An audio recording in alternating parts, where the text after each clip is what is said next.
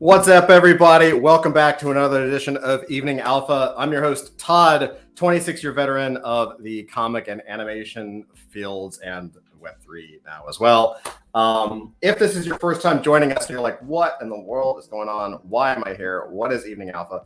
Well, Evening Alpha is a place where we have exclusive, unfiltered conversations with other founders inside of the Web3 NFT space. So that's what makes us a little different, is that this isn't your traditional interview show. Everyone here that's on this program is a founder, including myself. We've launched NFT projects in the past. We have Adult Fantasy, we have Clever Era. And so this is a chance for founders to hang out, get together, and really have kind of like a coffee talk conversation, really just a place to talk about how people are building, how people are launching, how people are growing, what we all believe are the future of technology startups. And so tonight, I'm actually really excited. I have been actually tracking this project for I feel like it's a few months now. Because it's such an interesting project, and I was super lucky to meet one of the founders here, Maazar. I'm so excited to introduce you guys to Block of Horror. Welcome, brother. Hey, thanks so much for having me. And it was awesome meeting you IRL at NFT NYC. Yeah, we met at the Jenkins, the valet party, because we're both holders. Jenkins is a fantastic project. In my humble opinion, do your own research, not a financial advisor. I'll agree. Yeah, yeah I think it's a great project. Awesome. Yeah. So first question we always ask, man, is like, what is Block of Horror? Tell us about it. So Block of Horror is a platform that's empowering artists and fans. We're building a project that's re-envisioning film and storytelling from a decentralized, community-based perspective. Essentially, we're letting you make the decisions on how events unfold, and the first piece of content that's going to production is going to be a community-produced horror feature film. So over the past few years, we've been developing 13 original stories for our Genesis collection, one of which will become a feature film, and the other 12 are going to be funneled into something we're calling multi-projects, which could be like metaverse experiences, a graphic novel, a TV pilot spec script, a narrative podcast, board game, IRL escape room experiences. Literally, possibilities are endless in the realm of media. So we're writing these projects with the community, and we're bringing in additional like professional writers, directors, producers who will kind of bridge that communication with the community to ensure your voice is heard, you get a vote, and we'll have all of those ideas and anything proposed to be handled to the writers so we could all work together. And the first thing we have up is a free mint that we're calling the Prologue, which is a collection of 750 NFTs. And we're looking to mint those out very soon if you're on the blood list. So that's kind of the thing in a nutshell. I love it. Blood list is awesome. Thanks. That's just a great word. I love it. So I guess what you mentioned something that kind of inspired a question, which is, and this may sound stupid, but I'm curious about this. So obviously it's called Block of Horror. So the genre is horror, obviously, or it might be some relationships. I don't know, but I'm taking it to be a horror genre, But I guess my question is like, so you guys are setting up a slate of these. Is the first one horror, and then the other ones spread out into other genres, or is it specifically the horror genre? For like that's the focus, like that's the this project is specifically horror. We've been entertaining some ideas and stuff, and we'll see where we end up going with other genres, but in this ecosystem for Block of Horror, we have it's more of a platform than it is like some sort of community funded movie. It's not like that at all. It's a platform, and we have these 13 original stories, so original IP that we've created that's kind of like a jumping off point for the community to play with. Oh, okay. So you've got you've got like the professional team, obviously, right? You've got the experience to do it, and you've got the filmmakers and the writers, and then the community helps to develop. Is it like helping to develop key plot points, or are they actually like in a writer's room kind of situation?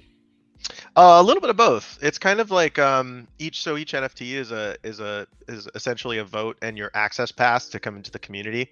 We'll have a voting portal built directly on our website, and it's kind of us, kind of giving you the skeleton and letting you fill in some of the blanks, but also kind of working with the community to decide like who lives, who dies, where does this person go, how do these stories unfold. And having given we feel that like giving super fans that kind of that kind of empowerment kind of lets you break that fourth wall, right? And like feel like you're part of something bigger instead of just sitting in a seat and watching it. It's almost like you can interact with it, which I think is super fun. That's pretty cool, man. I really just personally, I'm super engaged with sort of obviously sort of the tapping into the Web3 storytelling space and bringing in the audience to either co-write it, co-own it, co-plot it, what have you. There's a million different variations in there, but allowing people the opportunity to take part in a way that they can't do with traditional, quote unquote, traditional filmmaking or television making or broadcast. So what's the background of you guys? Like, I'm guessing there's a deep horror background. I'm saying this because like I have a background in broadcast and animation. I've been doing it for a long ass time.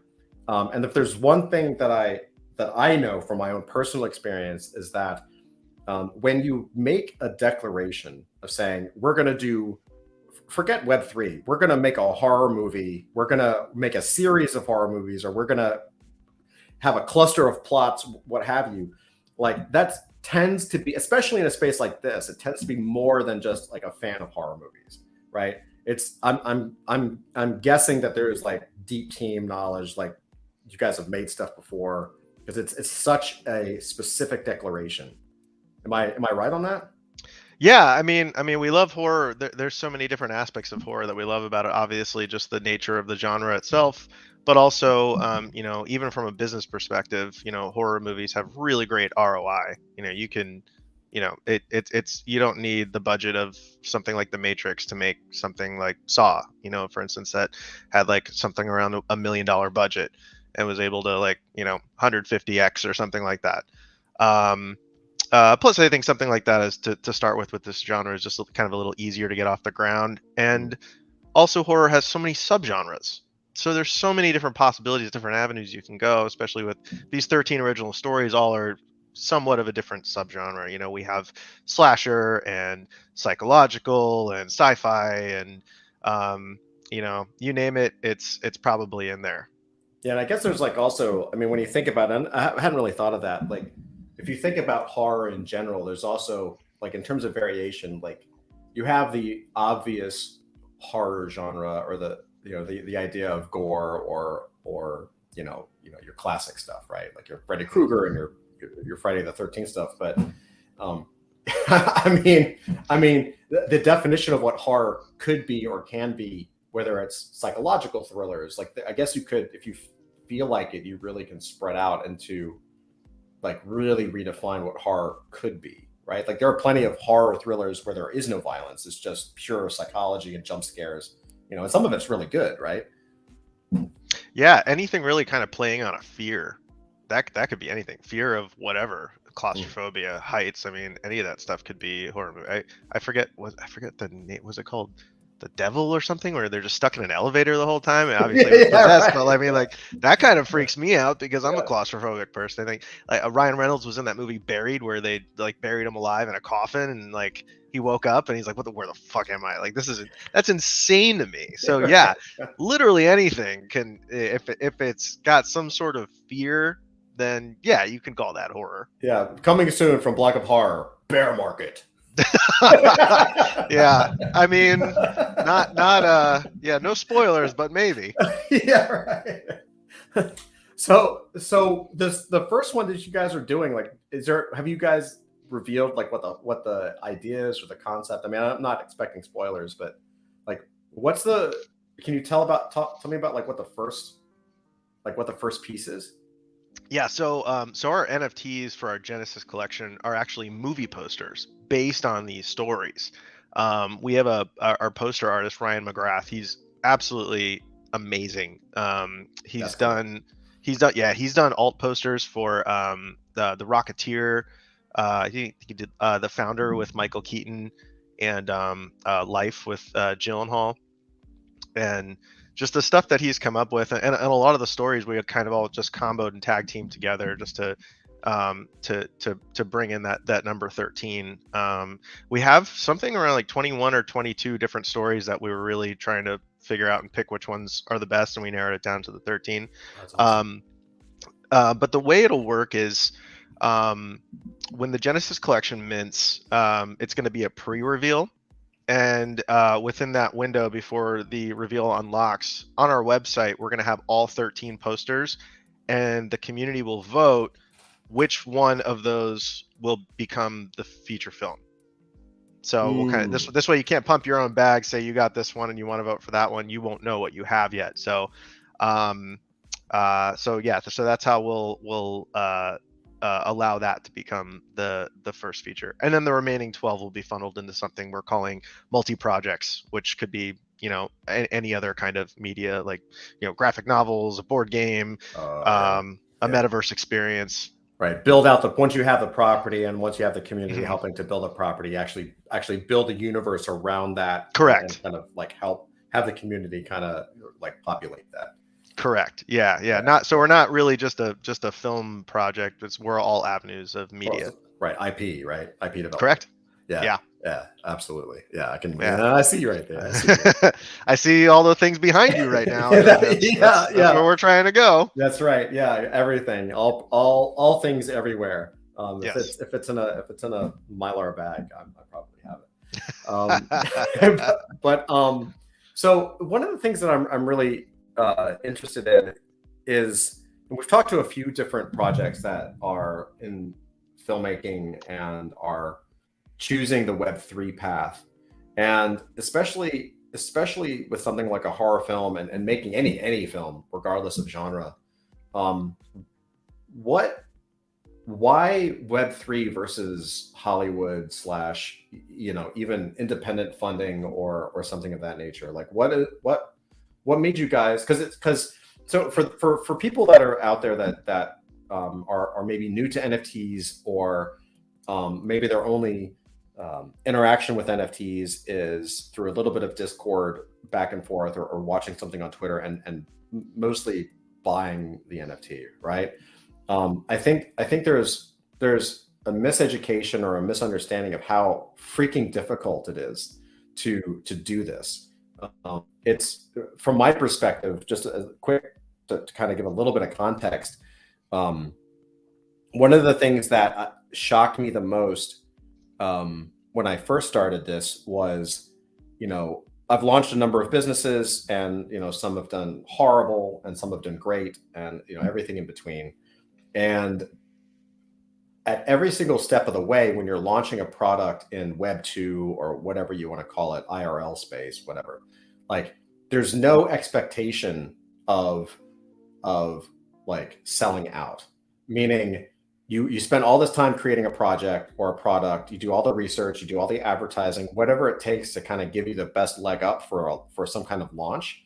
But there's no business on earth in the real, quote unquote, real world, where if you don't sell all 10,000 products out in one day, you're labeled a failure. You know what I mean? Like, that doesn't exist. Like, if you go to any business and say, oh, you didn't, hey Baker, you mean you didn't sell 100% of your supply today? You fucking suck.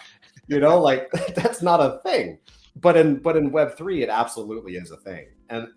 And so I wonder, like, that being a small piece, just one example of how much more difficult like Web3 can be than the traditional route.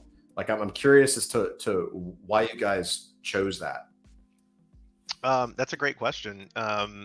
Web3 gives us the ability to break that wall and let the fans come in and have like, you know, have their hands in the pie or put their fingers in the pie, whatever that analogy is. um yeah, it's kind of cool being able to have like the idea of a super fan, whereas like say you were a, you know, a big Marvel guy, which you probably are, and you, what's the most you can do with Marvel? You can buy stuff, Right. but that's really about it. um Imagine having a say or a voice or a vote in the next Marvel movie. I always like kind of go back to Star Wars because that's my favorite thing. And imagine if they allowed the community to vote on a new character and what color that character's lightsaber would end up being. If that ends up being an orange lightsaber and that becomes canon, that's the community that made that happen. Yeah. You had a voice, like you could have been responsible for that. And having so many of those options for the community, I feel like, you know, if at least one sticks, that person had like a voice in creating that and attribute and contributing to that lore. So, you know, as someone who is a super fan of Star Wars and seeing that kind of thing and wishing that we could have that, I feel like it's like our duty to make that become a reality. That's awesome to hear you say that, because that's identical to our own premise, which is, you know, we, you know, especially like looking at all the comics behind me and all the graphic novels and stuff, like, Yeah. you know, you as a fan, as a customer, you know, there's this expectation from these large corporations that you just like, you know, consume product and then prepare to buy next product, right? Yeah. Like there's no caring or compassion or thinking, really. It's a very one-dimensional thing. We make the thing, you buy the thing, next product. And from a new technology perspective, you're like, well, how many Spider-Man comics do I have? You know, like certainly there are people who are bigger Spider-Man collectors than I am, but I have spent probably tens of thousands of dollars over the years on Spider-Man shirts and comics and graphic novels and original art and all of this stuff. And so we now have the technology to track that and to add a provenance to that. And why shouldn't someone who collected earn or be rewarded for that collection, especially since their purchasing power is what drives the core corporation being able to license that character out through sales. I mean, whenever you're looking at licensing, it's the licensor from the parent company is saying, here's our social media, here's our sales numbers, this is how much money this character generates. We'll sell you the license to use it in a game or whatever, movie, apparel, doesn't matter. And it's the driver, that's the fan base and the driver of that character sales that leads the licensee to say, yes, I will pay you X amount of money to have exclusive rights to use that character in whatever way the license is formed. But it all goes back to the consumer and to the fan who actually supported the book and who actually bought the thing, and probably supported the creators, the actual artists and the actual creative talent who designed it as well. And it's such a black hole. It's such a huge open space. So I absolutely see like why you guys would want to do this. Are you guys like, is Block of Horror like absolutely fuck no to Hollywood? Like no, or is it because I guess my question is like, I know, you know, I'm on the East Coast, so I'm not directly tapped into Hollywood really. But I do know that there's a lot of interest from Hollywood players and agencies. There's a lot of agencies now that are backing NFT projects, or at least saying that they rep them, you know, probably through some investment, you know, split or something. Some capital was exchanged, right? Like so there's some interest from the Hollywood set to move into NFTs. Are you guys seeing interest come into for Block of Horror or the horror genre in general? Is that something you're interested in, or is this sort of is moving into Web3 sort of the anti-establishment middle finger to that system?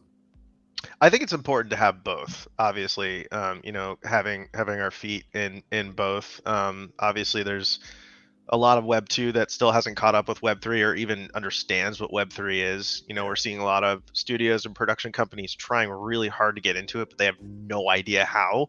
They don't even know where to begin.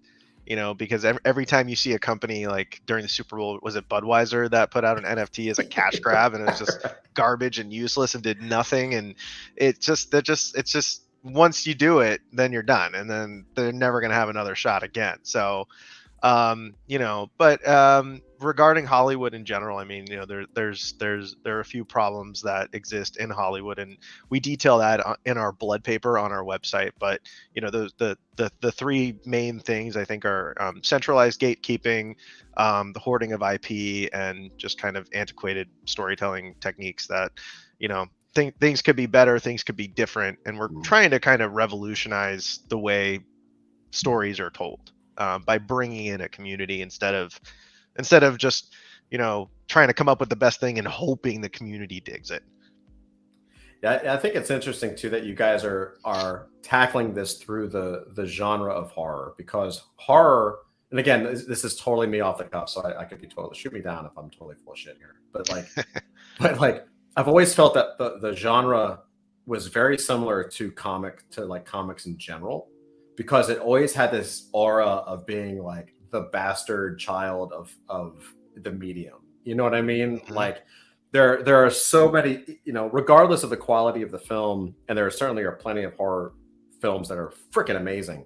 And regardless of the quality of the filmmaking or the success, even the success of the box office, there's always this sort of like this bastard child thing where, well, it's not a blockbuster movie. It's not a, romantic comedy, Yeah. I mean, it always has this kind of like, it's always had this natural FU attitude anyway, because of the natural instinct of the people in the space. Right.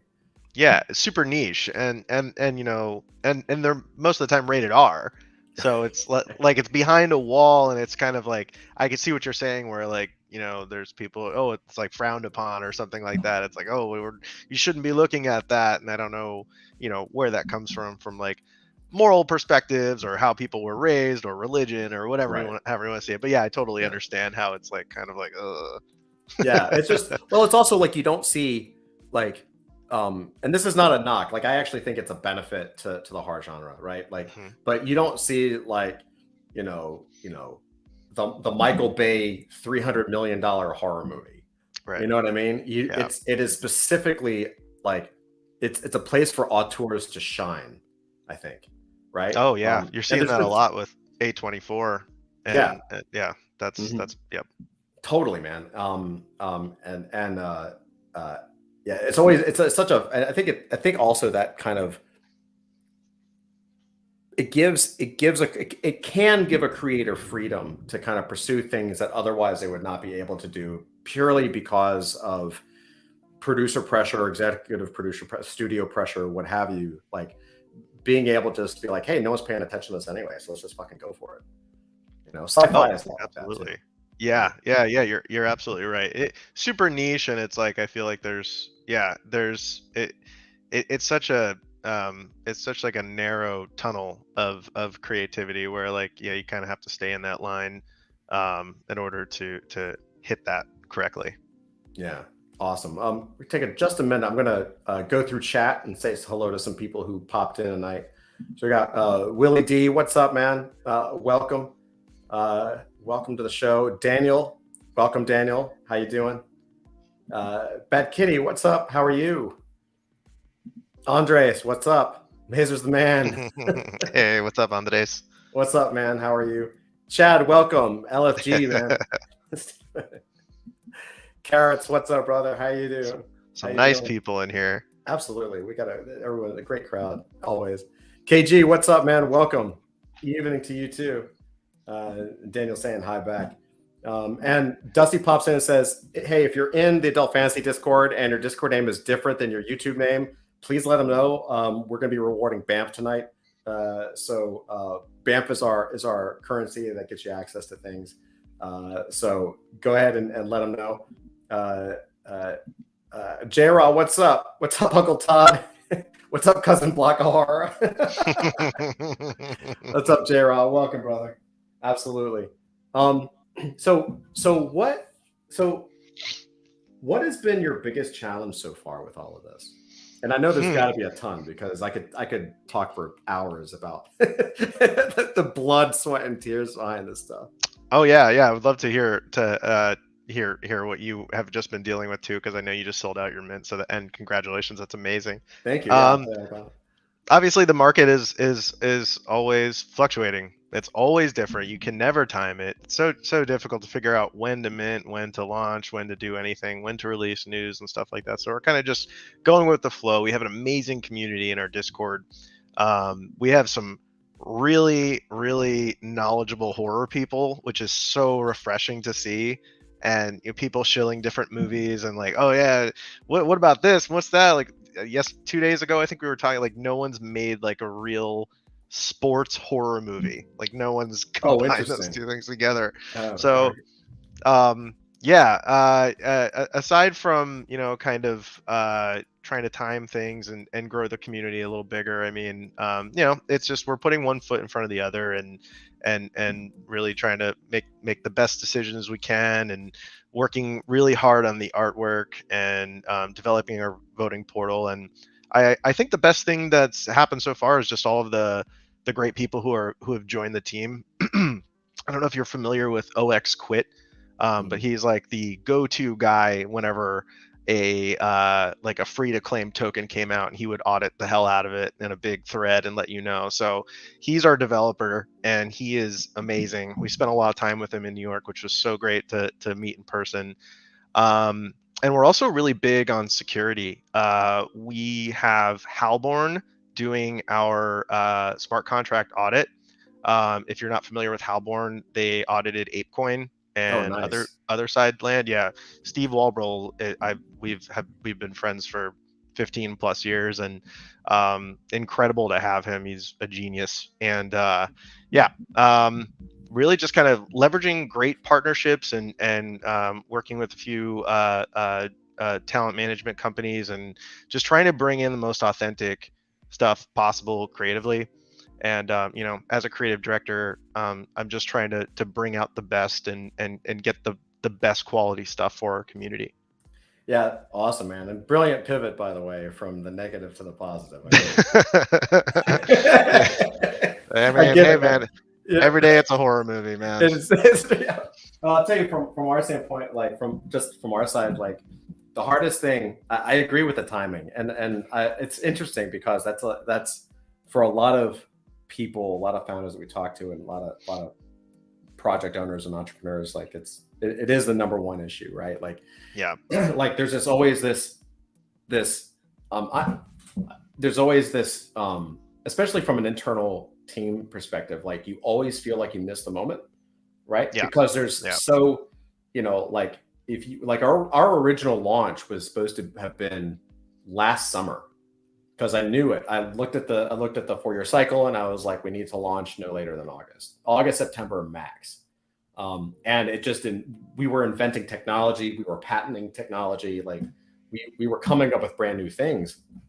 And so we at the end of the day, software is software. You can move as fast as you want, but bugs don't fix themselves. You know what I mean? Like you have to make sure that, especially in this field, like that mint has to go well, and you really have to, there's a tremendous amount of stuff to make sure that it has to work. And working with a smart contract that is immutable once you deploy it is very difficult, right? Yeah. Like it just kind of has to be perfect. Like, oh well, it's got to be perfect. Yeah. So we ended up minting. We sold out, but we hit it in December, and then of course, like beginning of this year was also still kind of hot, and then the bear market kind of hits. So I think from a team standpoint, you have to understand that there's never a perfect time. If you happen to catch the wave at the right moment, fantastic, but you can't depend on that, right? You have to just launch when it's ready to launch and move forward when it's ready to move forward, and market be damned, because trying to time the market is a fool's errand, right? Like if you have to depend on being at the hottest point in the market to have your company survive, or because you're dreaming of buying like some kind of like Ferrari or something, like I think you're doing it for the wrong reason. Now, for sure, if you hit it, great. You know what I mean? Like no one's going to complain if they're making like, Pixelmon money from like a project that's actually better. You know what I mean? Like, right. But still, like it's not something you can plan on. So on the timing thing, I think you're 100% correct. Yeah. And then It's not. Oh, sorry. Go ahead. no, go for it. Go for it. I was gonna say from like just the state of where we're in right now. It's like it kind of, despite how terrifying it is to a lot of people and just how crazy it is, it's just it is kind of refreshing from my point of view or from this project's point of view to kind of see a lot of these meme projects kind of just get like washed away a little bit. Yeah. To see some of the utility projects rise up, while we do support art in every fashion, at the core of this project, it's a membership. It's like, think of it as like the ultimate the ultimate fan club, because I remember being in like the Linkin Park fan club when I was younger in high school, and just like I got these demos in the mail and stickers and cool stuff that like not everyone else got, which as like a super fan, it just felt so like I felt like I was a part of it. Like I felt like I was as close as you can get to the band without being backstage or near them. So yeah, that's so cool. So yeah, that's a lot of fun. I really love that stuff. Yeah, I love that. That's a brilliant point, man. And yeah, I'll give you another one that's really interesting, and that is, and this isn't necessarily all projects, so I can't speak for. I can only speak for ours. But I do think this has something to do with Web3 storytelling projects, and that is post mint. Like we are in the phase right now with NFTs that it's that early adopter phase, and people argue where on that early adopter curve we are. I think we're still in it, maybe, but we're either still in the tip or we just passed the tip, and it's a hype cycle. This is why you can have like, literal NFTs that have doo-doo on there, and then all of a sudden it's like mints out. You know what I mean? Mm-hmm. But one of the things that's so interesting with our project is that just by the nature of the project, it is not, you can't look at like the OpenSea metrics and really understand the project. And I see that like almost like a little bit of an internal frustration with a lot of the storytelling genre, because they're doing such big things. We're decentralizing storytelling, making comics, making animated characters, making television shows, making movies, making novels. And it isn't necessarily easily reflected through the stats that the platforms force, because the platforms are motivated by vanity metrics. Right. And that first wave of people who've come into NFTs, a lot of them come from a financial background. And so they look at things like a stock chart. And I've debated and had great conversations with financial guys and investors. And usually, not all the time, but usually at least I can get them to totally understand how a storytelling project is different, because you can't just track it by the ratio of holders to floor price to volume traded. Do you know what I mean? Yeah, like it's absolutely. And I think that's such a mistake from a financial perspective. Someone that comes from finance to look at the project, they're missing. It's because they understand the numbers and math of how much something is worth technically, but they don't understand the cultural impact side, because it's hard to quantify, and that's not the language they've ever spoken. Correct. You know what I mean? Yeah. Does that make sense? Yeah, absolutely. And I think we're going to start to see a change, especially in this bear market where, it's getting harder and harder to flip things, because it's just everything's kind of going down. So hopefully it gives people a new perspective and to kind of see the real tech behind NFTs and blockchain, and find a new use case for it other than flipping Pokemon cards and stuff like that. It's really exposing the utility and what you can do with it, which with NFTs, which is in our case, it's, and in your case too, I imagine, is like a membership, like an access pass to something that no one else can get in.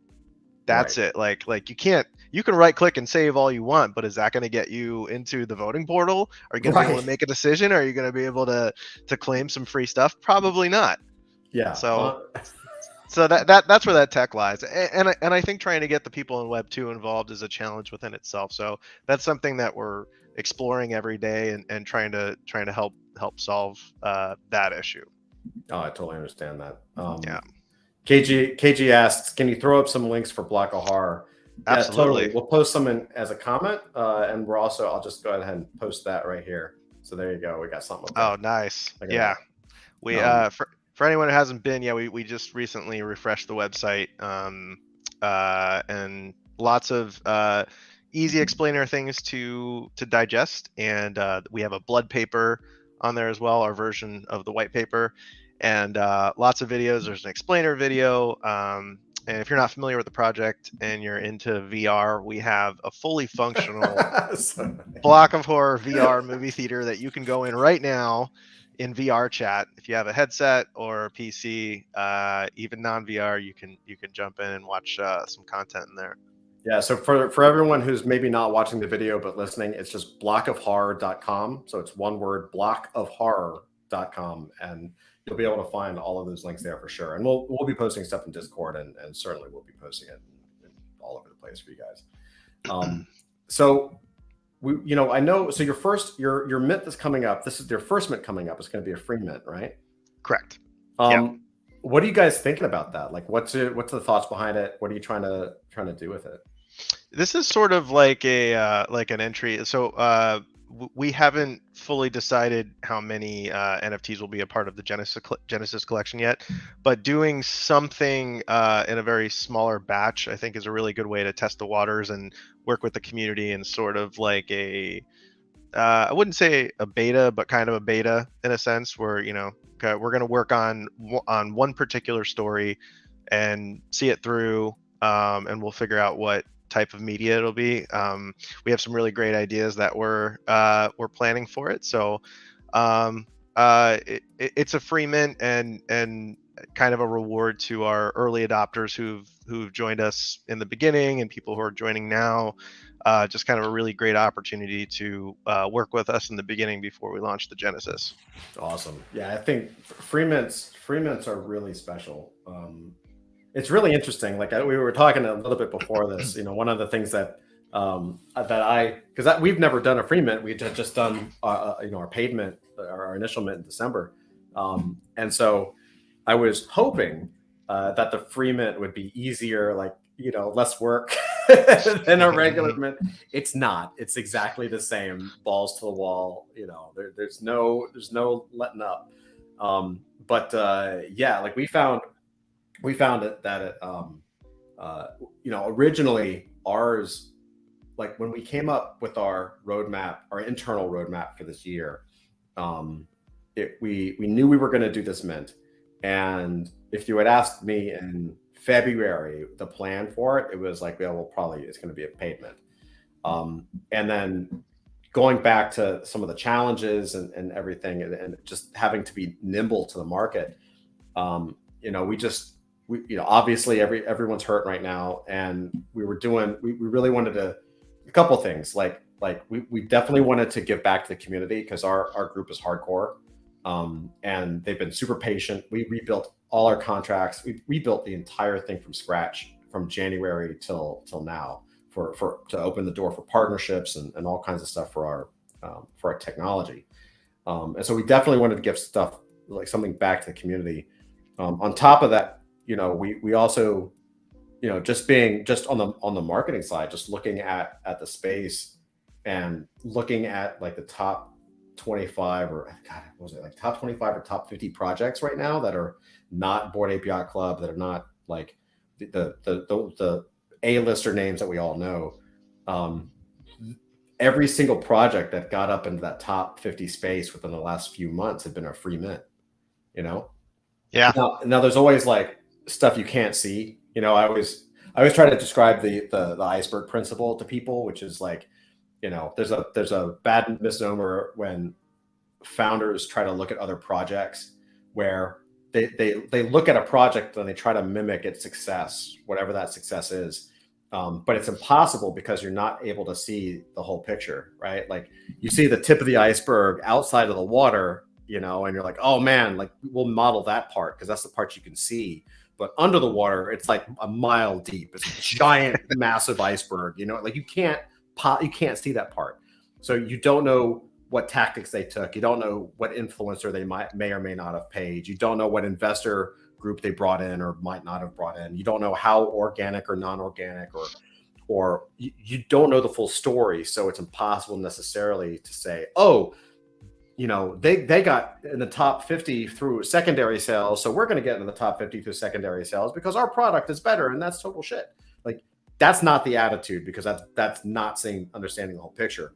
But what we did see, though, is like the one thread through all of that was like, in this market, not only do I think people appreciate a free mint, and I think it's a great way to bond a community, but it also is really, you're not going to make money on the primary anyway, so might as well do something really awesome for the community, build the community, and use it as a marketing tool. Bring attention to the project. Absolutely.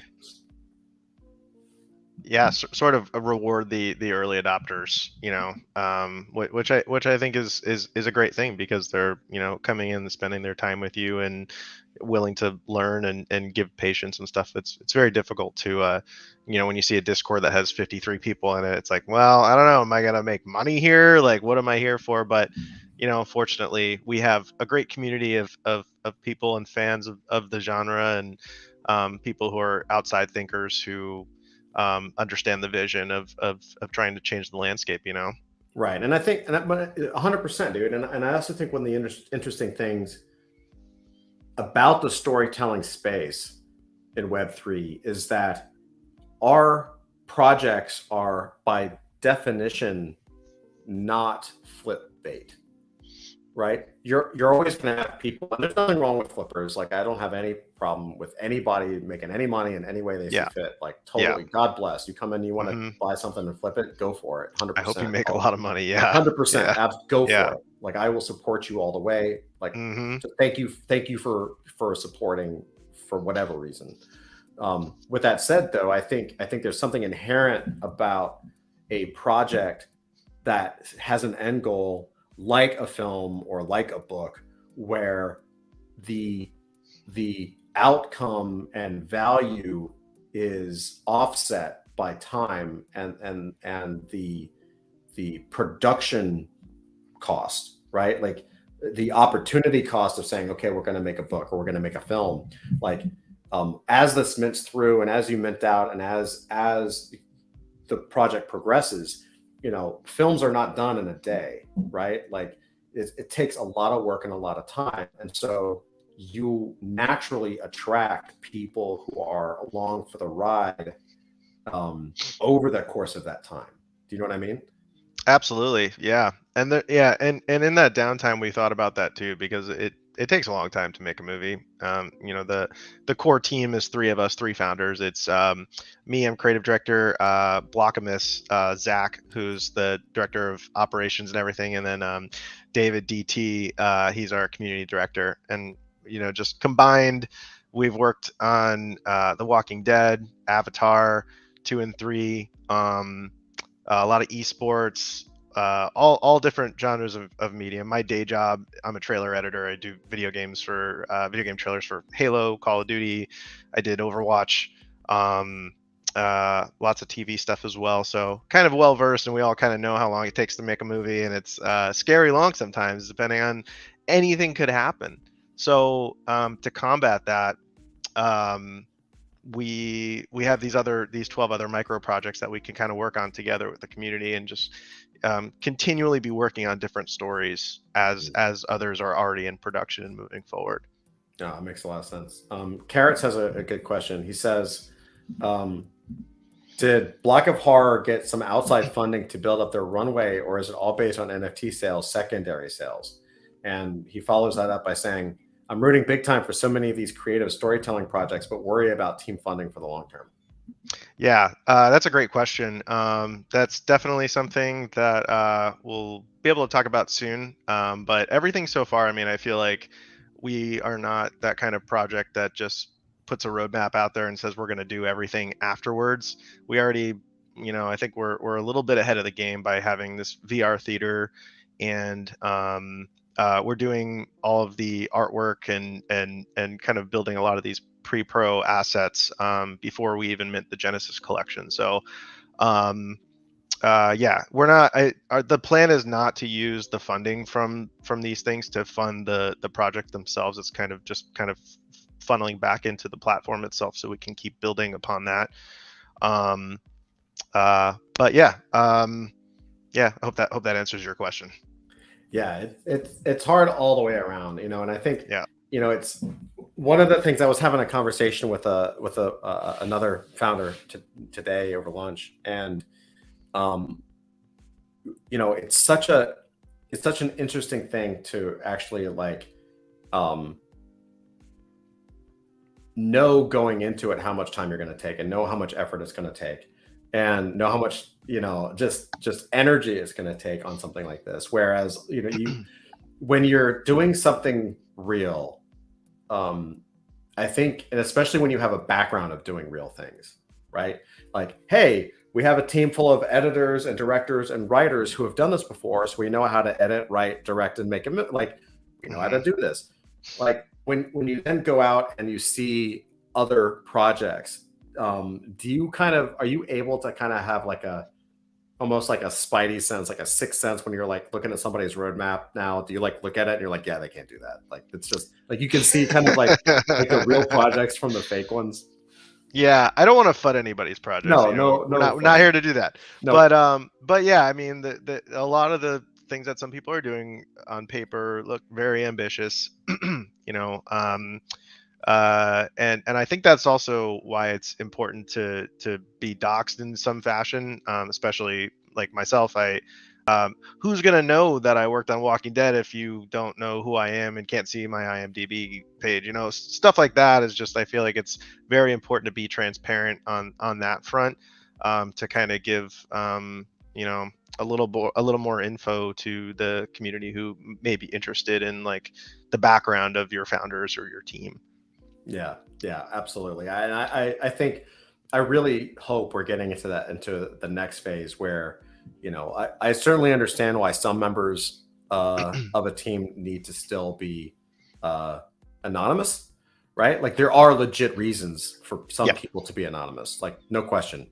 But there also, I don't think, is a reason for an entire team to be anonymous. Like, if you have so many people that for whatever reason justifiable, they need to remain anonymous, you need somebody at the forefront who can be like, hey, I represent, you know, because it's too easy to, people get scammed all the time, and we need to, I think it's something that we need to really change. Carrot says, thanks for the response, was checking out the blood paper, very cool project. It is. Oh, thank you so much. Yeah. And to also kind of piggyback off your previous question, I mean, Blockamus and I, we got into, we've been, you know, playing the NFT game, and that's actually how I came into NFTs in general, was starting a project where I got into crypto in 2017, and I bought Bitcoin and ETH and just kind of sat on it. And Zach, our other co-founder, he called me, and we've been working on trying to get into, I got into VR in 2015. I think when the Vive first came out. I love VR so much and was a very early adopter. And when 360 video cameras were coming out, I was like, Zach, we got to get on this. We got to make something. And what we put together was this kind of choose your own adventure 360 experience that we were trying to shoot. And I think it was right around then we heard that Bandersnatch was in production and they were doing a choose your own adventure thing, and we're like, damn it, we just missed it. We were so mad, and we're like, oh man, well we'll see what comes next. And then when, I think right after Bored Ape Yacht Club, I forget what month last year that was, but back in early April or March, I got a call from Zach, and he's like, dude, are you into NFTs? Do you know anything about it? And all I knew was Lindsay Lohan sold a picture for like 200 grand. And I was like, that's so stupid. And Zach was like, no, well, let's look into it a little deeper. And we did some research, and my education on learning about NFTs was actually starting a project. and doing that kind of research. And that's actually how I found Jenkins. I found Jenkins the day before they minted, or Zach found them, and looking for something, for a project that was doing something that we had the idea for. And I was like, oh man, I want to see these guys succeed, because rising tides raise all boats. So 100%. that was such a great thing. And a lot of the majority of the funding for this project has come from flipping NFTs. So we're just kind of, instead of taking profits and walking away and buying a car, we're putting it right back into this project, because I think the smartest thing you can invest in is yourself. 100%. Oh man, I love that. That's so true. And likewise, you know what I mean? I got in early last year, and I just, I think, I don't know if this is real or imagined, but when I saw NFTs and I saw the space, I had been backing up. I had gone to a meetup in like 2013 at like the New York Times building, and they were talking about the technology of tying smart contracts to images, and it was a really technical talk. And I don't remember if they mentioned the word NFT or not, but it was obviously NFTs, right?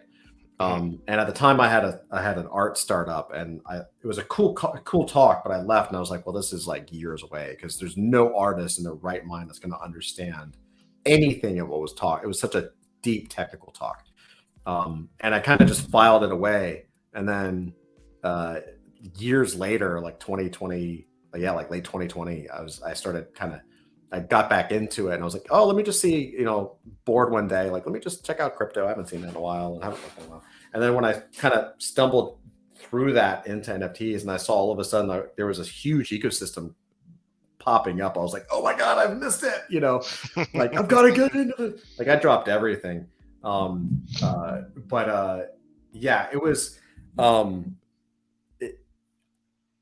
there definitely was, being able to get in, and I think from my perspective, and I don't know if this is real or imagined, but I would like to think that having a background in animation and fine art and such a unique, and startups and tech startups specifically, like having such a unique Venn diagram gave me a little bit of an ability to see some decent projects.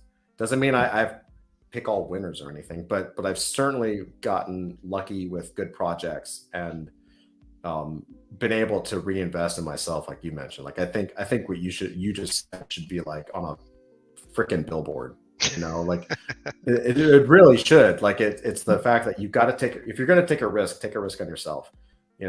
Like, I don't understand. I've never personally been one to like buy fancy cars or fancy watches or anything like that. Like, just every single penny you could get, like, put it back into what you can do and try to launch something and try to grow something. At least I think that's the entrepreneurial mindset way of doing it, For sure. Yeah, for sure, dude. Ray just says, hey folks, what's up, Ray? Welcome. Dusty says, just fancy rare comics. Well, come on now. You have to have some fun. You gotta have some fun, Dusty. And kind of bringing it back a little bit to like kind of breaking that wall down for Web3 in general.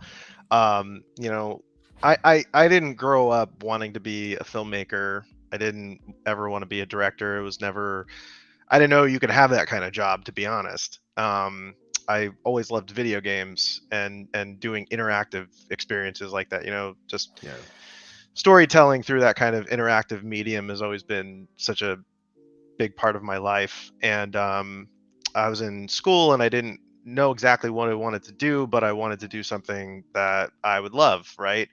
And I think the thing that stood out to me the most was like watching behind the scenes featurettes on DVDs for our favorite movies. I think just visual, like seeing that movie magic and seeing those things get made when you watch those things, it gets me really giddy inside. You get chills. You're like, oh, that's what that set looked like, because all you know is that you have these iconic scenes in your mind, right, that you play back over and over and you've seen 100 times. But imagine if you saw it from a different angle, It's Yeah. just it's like uncovering a mummy or something in the pyramids or something. It's just like, wow, that's what it looks like. That's so cool.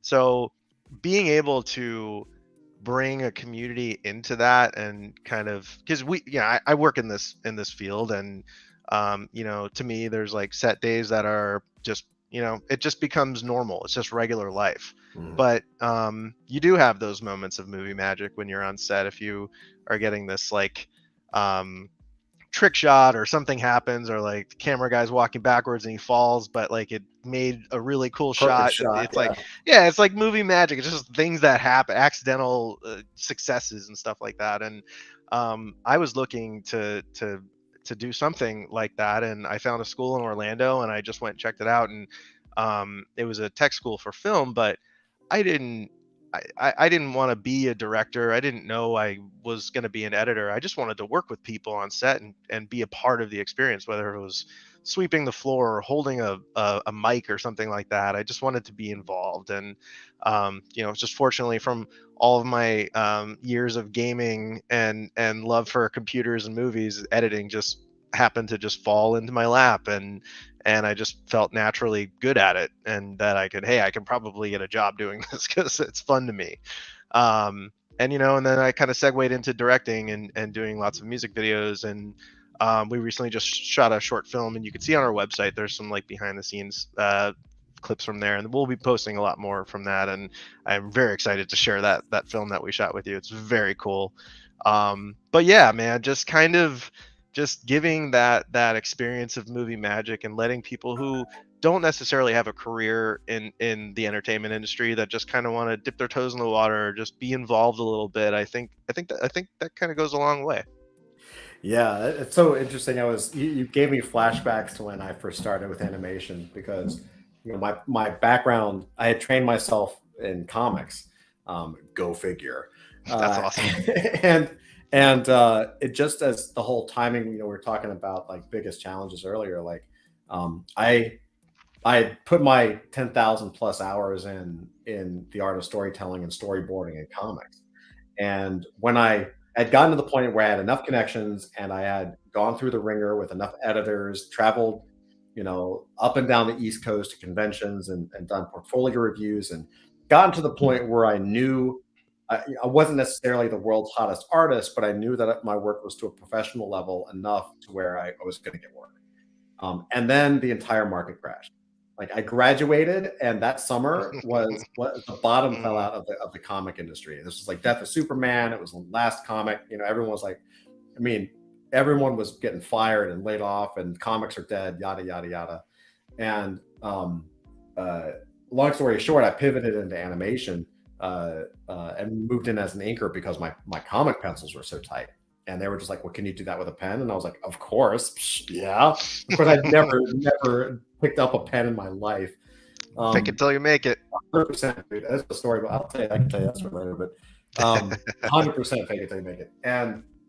But once I got into the studio, and I just ate it up. Like learning, seeing pencil tests and animatics and X sheets and timing sheets and learning the process, like the education side kicked in. I was like, I have to know everything about this, and I refused to leave. Like I just lived there. I really did. Like to the point where I was showing up before the door opened and I was leaving like after it closed technically. And they were giving me stuff on the weekends, and I was just grinding. And even to the point where even when I didn't have work as a freelancer, I just got permission to show up. I was just like, hey, I know I don't have any work, but if you guys have a free desk, I'm working on some side projects, and maybe if I come in, if you guys let me just sit there, maybe that way I can be there, in case there's any work that comes in, I can help out. And they were like, well, it's a free desk, whatever, come, sure. Thankfully, they let me come in, and so I was just always fucking there. And that opened up a lot of doors, and helped me, like get work and get past that struggle phase that all young creators have to go through. And Yeah, it's I think there's a lot of similarity there where you just have to, you make a decision to do it and you jump in and you're just like, I'm not gonna leave. I'm just gonna keep doing this thing. And then it's a hustle to kind of continue to get work so you can keep doing that thing, you know? Yeah, yeah. Once you get locked in, you get locked in. They say that about reality TV out here too. Like once you're in, you're stuck here forever. But I did that for a few days and I had to get out. But Well, oh, like uh, like working on in reality TV. oh yeah, it's terrifying. It's absolutely terrifying. It's like, yeah, there's no art in there. There's an art of like deceiving actors who are deceiving people in front of the camera. It's very psychological. That should be a horror movie. Is there anything? Yeah, we'll talk to the community about that, doing like a reality TV show. That yeah, we're brainstorming here. Yeah, I like it. And well, what's interesting is like even from the perspective of an editor, like if there's such a template now for how reality TV shows are shot. I mean, various Yeah, studios and companies have their own style of shooting, but there's such a yeah. template now for like how to do those shows and how to shoot them that they're pretty much all the same edits, right? So Mhm. I would think that like once you get, I could see how you could get a little stuck in that where you come in and you learn the system and all of a sudden it's basically the same shots, the same edits with the same pacing, like show after show after show, episode after episode. And so you naturally kind of become like the in-house reality TV guy. Yeah, as bad as it is, though, it is an art in itself. It's like it's a very niche kind of thing, and I hear that with other editor friends. I have a lot of friends who work in episodic television, and when we talk about what's going on at work, we're both kind of like I specialize in trailers. I've cut 2 features, and it's a long process. It's very grueling. You have to be very patient, but I find like my niche is like my skills really lie in trailers, and when I talk with friends who are in episodic, it's like in my mind it's like, how do you do that? How do you sit there all day? How do you do that? And they say the same thing. They're like, how do you do that? How do you these like quick cuts hitting the beat? What are you, the sound design, like all that? Yeah. And I have a really long music background, playing bass for a really long time, and it was a band signed to Capitol Records, and just rhythm is where it's at for me. So I just naturally flow into trailer editing. Same thing, dude. I never was in a band or anything, but like I could never understand. I never wanted to work in episodic animation because working on a 22-minute cut or even some animated shows that were 10 minutes and 10 minutes, it's like it was driving me crazy. Mhm. And so I got really fortunate in that the first job that I was in, were bumpers and commercials. So it was 5-second bumpers, 10-second bumpers, 30-second commercials. Ended up doing pilots and hip hop music videos later on. But it was always, even with music videos, you're talking anywhere from 3 to 5 minutes tops. And with animated music videos, it usually was on the shorter side because of the Yeah, cost and the time frame. And sure. so being able to I was able to just jam and not have to not have to get bored because you do a 5-second spot or a 10-second spot or a 30-second spot, and by the time you're bored, it job's over and there's another character or a different style that you have to get used to, and you start the process over and you're writing it, storyboarding it, animating the layouts and hitting the animatic, tying it to the voiceover, exporting that, getting it approved. Like there's a process to it, right? But you just, I enjoyed that so fast. It was like, put it in, get through the process, pump it out. And, it allowed me to get in like, over 150 different commercials and like 6 years, plus music videos. Like, whereas I had friends that were working on episodic television, and they have better IMDb's because the TV shows, you actually get more credit than commercials, obviously. But Yeah. their experience was so much more. Uh, their experience was more generalized, where mine became more specialized, right? Because with episodic, if you're an inker, you're an inker. You're a colorist, you're a colorist. If you work on the storyboard department, you work in the storyboard department. There are very few people who could say, yeah, I'll just do the whole thing for you. Oh, you need an animated commercial? Yeah, just tell me the idea. I'll have a script to you tomorrow and we'll get the process started. So, and I had, just because of that, maybe it was kind of like an East Coast style with Atlanta and everything that was happening with Cartoon Network and music videos and all that kind of stuff. it was just a way to like not be bored, you know. So I absolutely understand, like, you're hitting the trailer, you've got the beat, you know, you have to hit it like right on that cut, and you're just like, you just, Yeah. sometimes you get that shot, you know, you get that edit, and you're like, fuck yeah, it looks so good. Yeah. Like, you know, the character lands right on the beat, and you're just like, yeah, Mm-hmm. nailed it. Yeah. A lot of it is happy accidents, but yeah, it's, yeah. you do the best you can. It's you know, starting it is like anything, you know, it's all just a process. Yeah, for sure, man. So hopping back in the like NFT world, like, so Mhm. you're doing the free mint that's coming up. Um, what happens after that? Are you guys doing a paid mint after that at some point, or Yeah, like the what's the flow? yeah, the Genesis is going to come after that. We haven't solidified a date yet. That's where all the big stuff is. That's where the poster art is, the original IP. We're gonna have original IP for this, the prologue mint, this first free mint. We have a few things in store that we will may let the community decide, but for the most part, it's going to be kind of like a preview to what the Genesis collection is going to be, just on a smaller scale at first, just to Awesome. kind of yeah. I love the idea of smaller batch mints. Mm-hmm.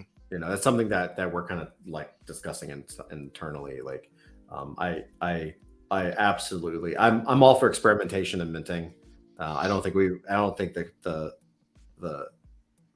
community has experimented nearly enough with what's possible. I think there's a lot of, you know, doing it the expected way, or fear that if you do it a different way, it's not going to work.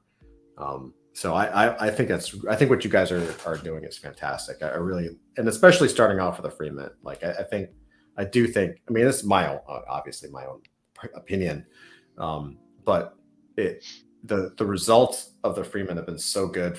For speaking for our own project, like, it's been so good to see, and there's so many new people, and everyone gets excited, and, you know, of course we're getting ready for the reveal soon, and all of that, and we know what's coming, you know, so we're all excited, like, oh man, people are going to go Yeah. nuts when they see this. And you know that there's like new people who, you know, you get people who come in and they're like, I just got the free mint, what's this project about? You know, like it's almost like this reverse thing where, like, if you're spending money, you're going to do your research, hopefully, and kind of learn. Yeah. And then with a free mint, it's a little reverse, where people are like, oh, it's free, I just have to have it. And then they kind of bounce in and say, well, let me What did I just get? Yeah, what did I just connect my wallet to? Yeah. Yeah, is this a rug? And you're like, oh man, you get welcome to the community. Yeah, hey, you can't lose anything if it's free. I mean, if it's a safe connection. Right, that's right. Yeah. But other than that, I mean, yeah, you can't. I mean, how could you fud something if you got it for free? I mean, and like, to go back to what you were saying about, like, you know, people don't know what they're about to get yet because you already know what's behind the reveal, behind the curtain. It's like you were saying, like the bottom of the iceberg, right? It's all of these things that kind of culminated into this thing that you're about to release. I'm very excited for you. That's very awesome. Yeah, and I think isn't that the most exciting part? Like, you know, because it's, you know, there's an old saying, that an animation director, I think it's an old saying, an animation director told me this, a guy that I love, told me this, like, one of my first days on the job. He was just like, if you like magic, don't be a magician. Right.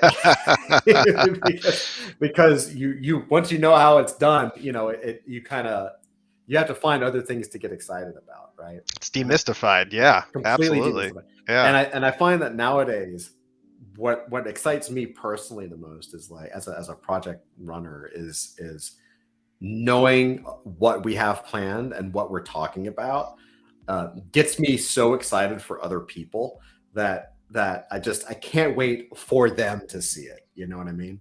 Right. And it's got to be the same thing, like with a horror movie and all the stuff that you guys are putting together. Like, the excitement, certainly there's an excitement from actually doing the thing and getting that thing out in the world. But there's another exciting point, which is just like, holy shit, when people see this, like, I can't wait to see people's reactions. I'm so excited for that.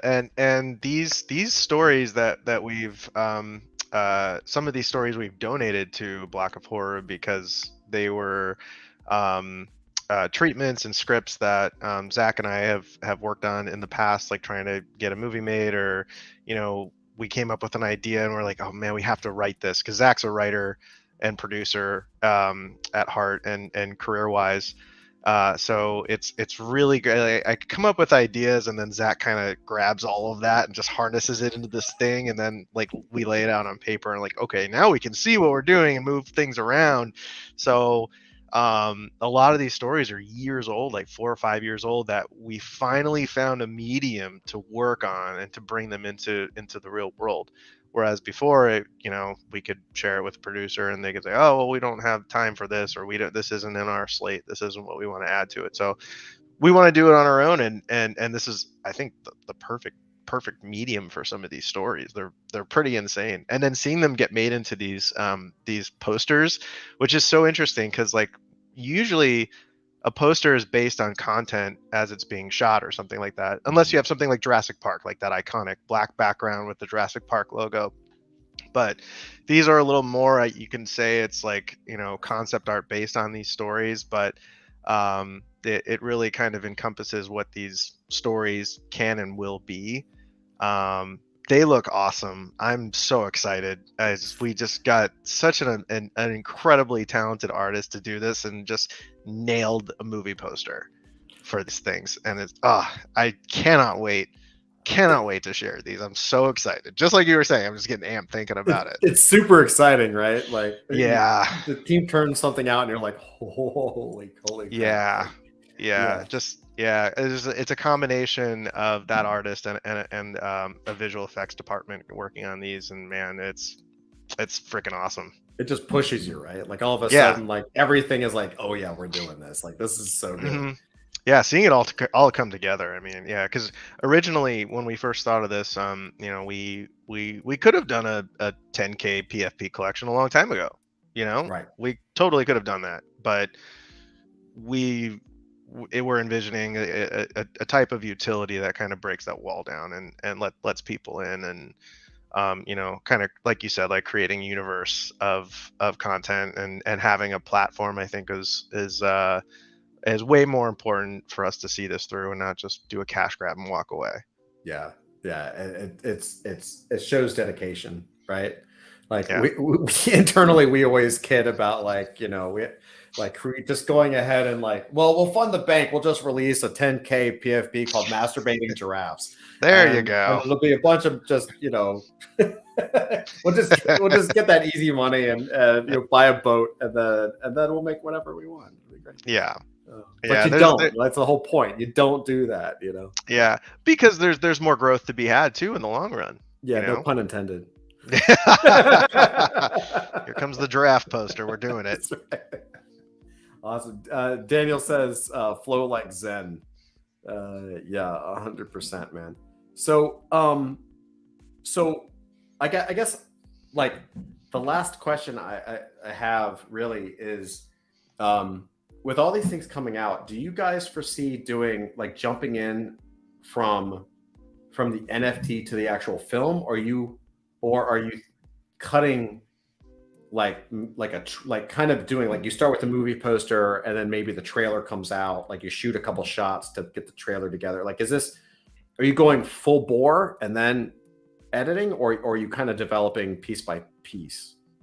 Right, like normally you wouldn't do the trailer first, right? But but I could see how some. I mean, I know some projects who are like, well, we'll do the trailer, and that'll get people excited, yada yada. Like, yeah, you see that a lot too. A lot of like sizzle stuff, right? And just kind of like like prototype trailers in order to pitch a movie to try and get funding.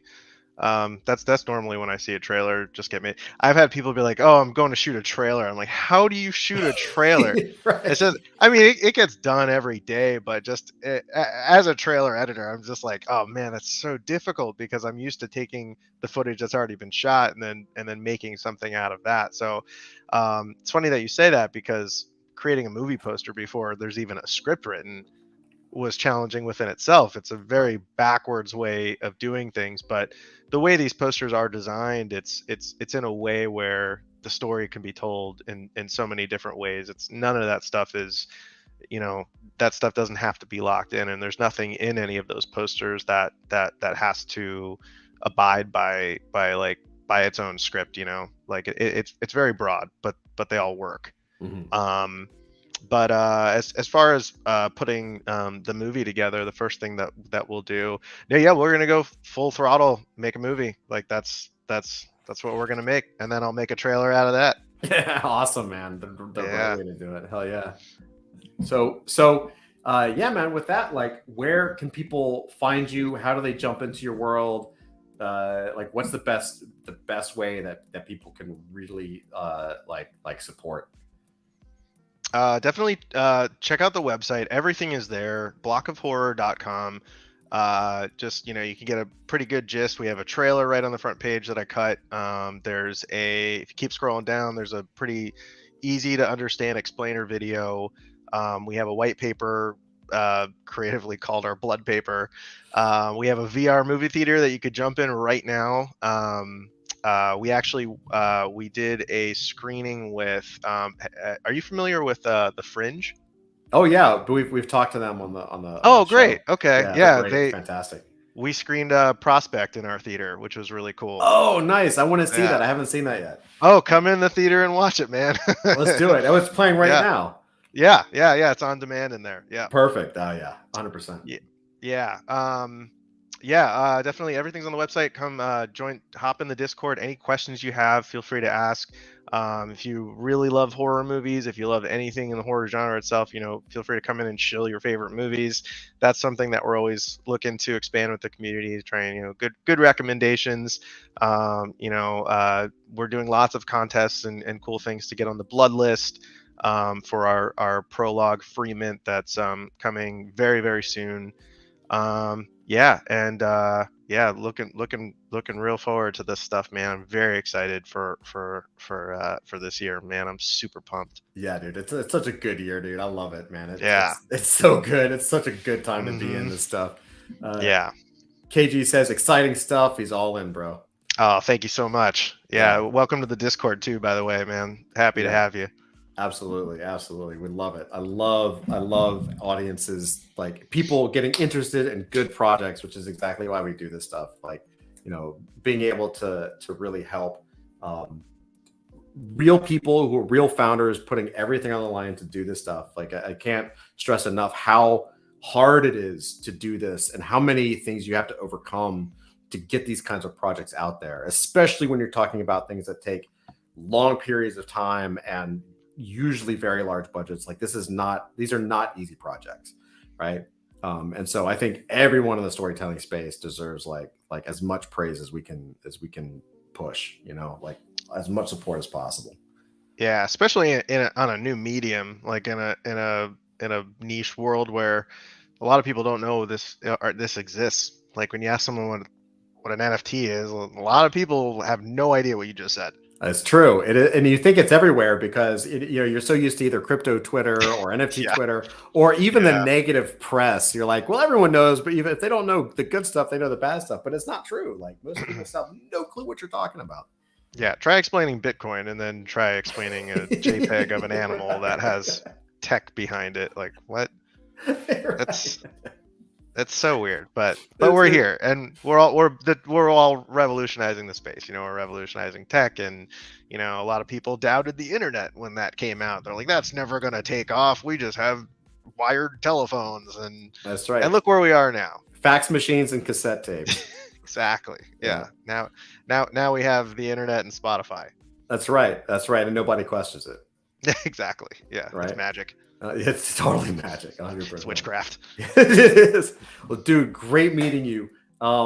Everybody, go check out Block of Horror. It's blockofhorror.com. Go check out their blood paper, everything else. Hit their Twitter. Make sure you follow them on Twitter. Jump in their Discord. All the links will be on their website.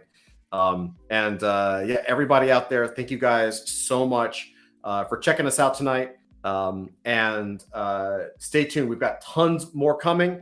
As you guys know, after we do the show, we sometimes hop over. Well, we always hop over to the Discord and we do like after party stuff. We'll have a game night and stuff like that. So please feel free to jump in, say hello. Regardless, whether you do or don't, thank you guys so much for showing up. Thank you guys for supporting. And again, dude, thank you so much, Block of Horror. Thank you so much for having us, man. Real pleasure. This was really fun. Hell yeah, absolutely.